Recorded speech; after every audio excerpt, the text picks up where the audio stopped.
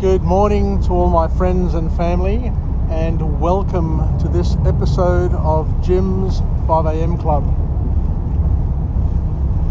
What a beautiful day. What a beautiful day it is. Thursday morning. I've got a late start today because I'm doing some training, some work training. So I've taken the opportunity to jump aboard the ferry to take me round to Piedmont, and as you can see, we're presented by this beautiful sunrise just happening behind the Opera House. Anyway, it'll take me about half an hour to get round to Piedmont Bay, as my training is down there at the CFMEU headquarters. So what I want to do today is go through a book summary in the typical fashion that we normally do with Jim's 5am Club. And the book that I'm going to go through today is one which is entitled Range. Range by an author known as David Epstein. So we'll be leaving Circular Quay behind and heading across this most magnificent harbour during the week of Vivid, or the week or two of Vivid. Vivid commenced on the 27th of May and will finish on the 10th of June. So anybody wishing to come down and be part of this extravaganza, this light show, which is absolutely spectacular, you're more than welcome to come down to Sydney Harbour, down to Circular Quay, and take one of these many beautiful vantage points and enjoy the absolute awesome show that is presented. So this book here that I'm going to go through today, Range, it's entitled Range,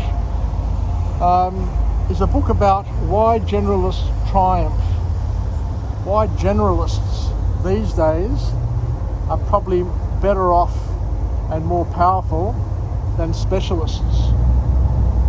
So what the author says in this book is, in a complex environment, over-specialisation can be harmful. No, specialisation and over-specialisation in days gone by was actually an advantage in times when there was little change or slow change or progressive change. But what we're saying here, what we're trying to capture in this book, the key message is that in a world which is constantly and dramatically changing in a rapid way, being a specialist, being fixed in your views, can actually be dangerous to your career, to your relationships, and all the other things that you are engaged in. So in today's competitive world, the author says, organisations need to be agile, and what they're now trying to do, as opposed to what they used to try and do, what they're trying to do now is they're trying to build cross-functional feature teams that are cross-fit, teams that are able to quickly adapt, quickly change, to take advantage of the fleeting opportunities that present themselves on a regular basis. We're just pulling into Luna Park. I was here last week with my granddaughter, and we had a great time. I wouldn't mind coming back here by myself and going on the new Big Dipper. So contrary to traditional specialists, specialisation and becoming a detailed and a specific specialist, as we said before, can be problematic. Because what happens is that environments where the rules are known and there's not much change, it's good to be a specialist. But what we're saying is that those days are long gone, and we are working in wicked domains. This is the author's words. These days we are working in wicked domains where the rules are unclear, there are no repetitive patterns, feedback is delayed or non-existent, and this is the environment. This is the environment in which a generalist is primed to excel in. Because rapidly changing environments create a unique opportunity for generalists. Because when an environment is changing rapidly, experience can actually be a disadvantage. Believe it or not, but experience can be a disadvantage. I remember when I was working at Advantra many years ago, and we had an awesome leader, an awesome CEO in Craig Cameron. And Craig would tell us, in a rapidly changing environment, experience is irrelevant. Nobody's been to the future, especially the future in an environment which is rapidly changing and morphing day by day. So looking to your neighbour, looking to your boss, looking to your peer, looking to a mentor may not necessarily give you the answers that you're looking for, because they too have not been to the future. So the key message here is that because nobody else has been to the future and the environment is changing, the slithers of reality are dramatically changing. It could lead to disaster if you base your decisions, your actions on previous experience. Dogmatic thinking, for example, scotomies, errors in thinking. Specialists are people who are hard to unlearn. Once they've gone down a path and they've become specialised, they become very fixed in their ways, in their methods, and in the solutions that they look for. They look at the world, according to this author, through a narrow lens. Whereas when you're working, as we said here, in an environment which is rapidly changing, the key message, the key learning is we need varied perspective. We need different perspectives to identify and leverage and to break through the uncertainties that abound. So the author comes up with a list of 10 key thinking skills that may help us traverse and deal with these new environments that we're hosted with. So the author talks about the importance of having a high tolerance for ambiguity. In a rapidly changing environment, you need to be comfortable with being uncomfortable. So having a high tolerance for ambiguity, for having a high tolerance for lack of clarity. The second point that the author talks about here is that there is a dramatic need for systems thinking. So, holistic thinking, trying to look at the whole system in order to identify what's going on. The third point that the author says is that we need to be cross-fit and we need to have knowledge from many domains. So you need to have a general understanding and to be able to piece together information and to leverage knowledge that has been gained from different domains, from different environments. So, instead of having the vanilla version of experience, you need more of a Neapolitan experience where you can piece together the different flavours, the different colours, the different tastes from the different and varied environments.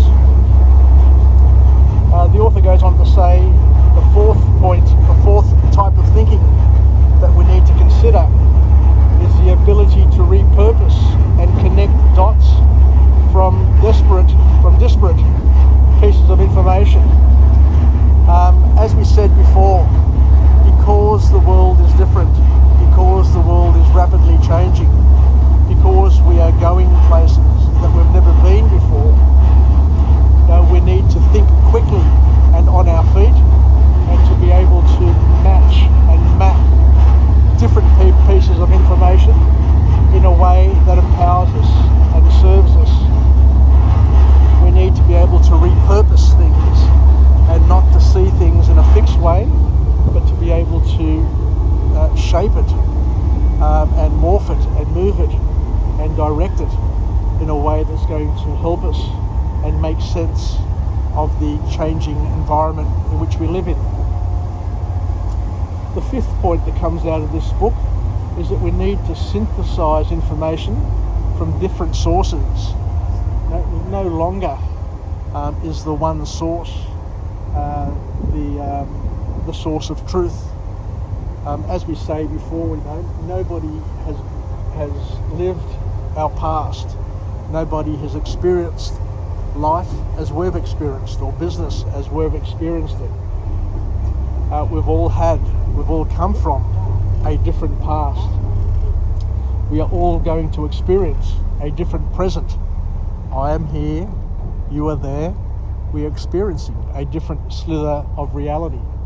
What I am seeing, what I am experiencing right now is completely different from everybody else on the planet. There is no other person who is experiencing what I am experiencing from this perspective right here, right now. Even if you were standing next to me, I'm looking this direction, you could be looking in this direction and getting a complete different perspective. So what we're saying is that we all have different slithers of reality based on our experiences, and those slithers of reality shape our worldview, shape the way we see the world, shape the lens in which we see things. Some people see opportunity, other people see problems.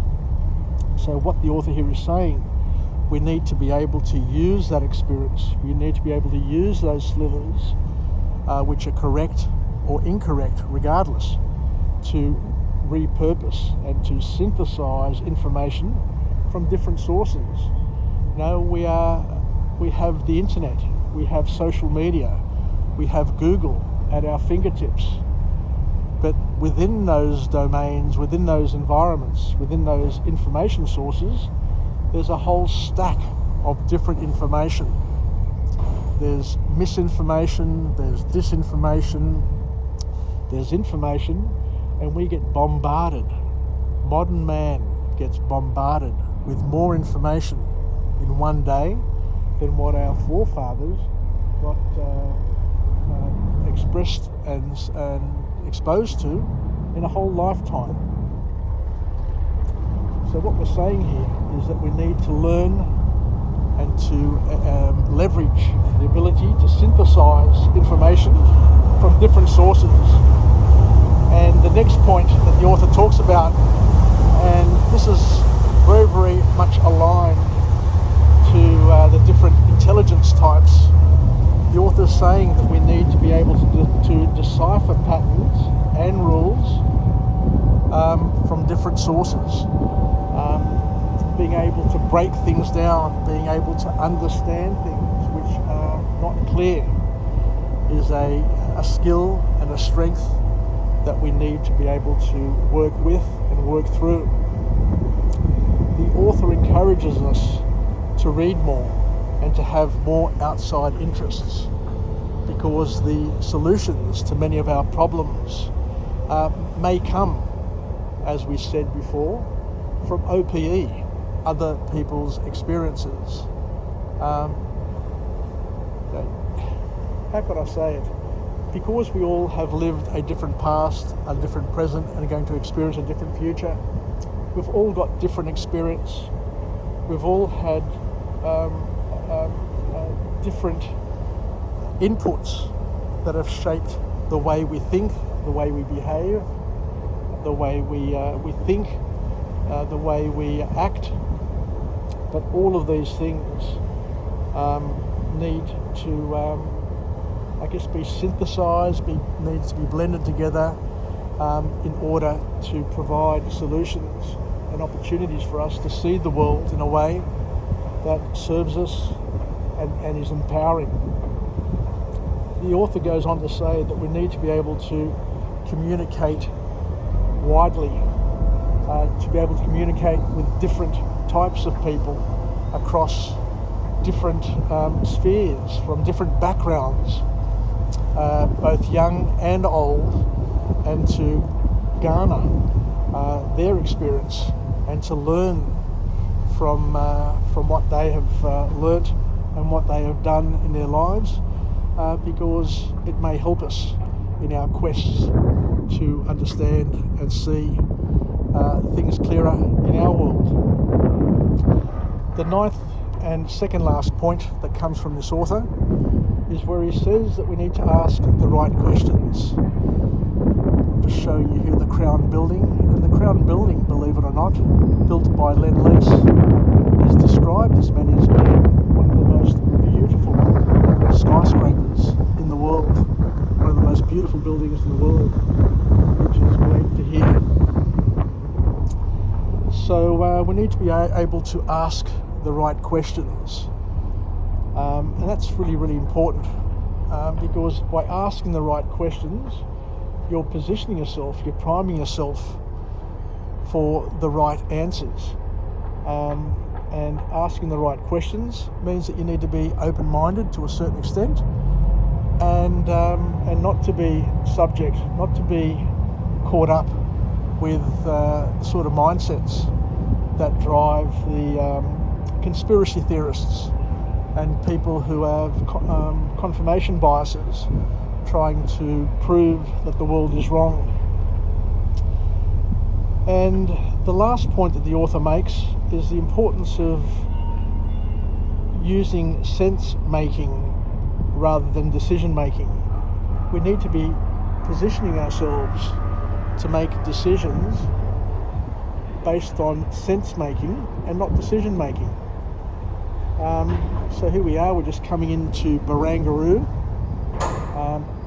The last port of call is I'm going to get off over there at the museum, the Maritime Museum, where the Welcome Wall is. And thank you very much for joining me on this brisk morning episode of Jim's 5am Club, where we've gone through a book summary entitled Range by David Epstein, where we've been able to learn a few new morsels that hopefully we can incorporate and use in our daily activities, some life hacks that can get us primed and help leverage this rapidly changing world in which we live in, a world that is different to the world of our parents, our grandparents, and even our uncles and aunts, and possibly even ourselves. You know, I was born in 1960, I'm 62 now, and the amount of change, the amount of rapid and accelerated change that I've experienced in my lifetime is mind-boggling.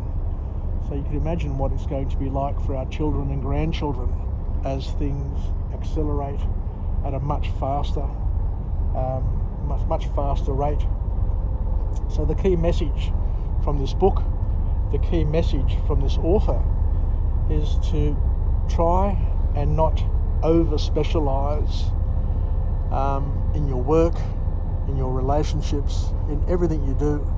Try to be more of a generalist, so you can be cross-fit, so that you'll have the abilities and the capabilities to blend, to morph, to change, and to be nimble in this world, which is, as we said before, rapidly changing, and knowing that any experience that you pick up along the way may help you, but it also may hinder you. So thank you very much for joining me on this episode of Jim's 5am Club, where we've hopped on the ferry, gone from Circular Quay to Pyrmont Bay on this winter's morning here in good old Sydney town. It looks like it's going to be a nice day, albeit very, very cold, but there is some beauty in the briskness and the coldness. It does make you feel invigorated, makes you feel alive.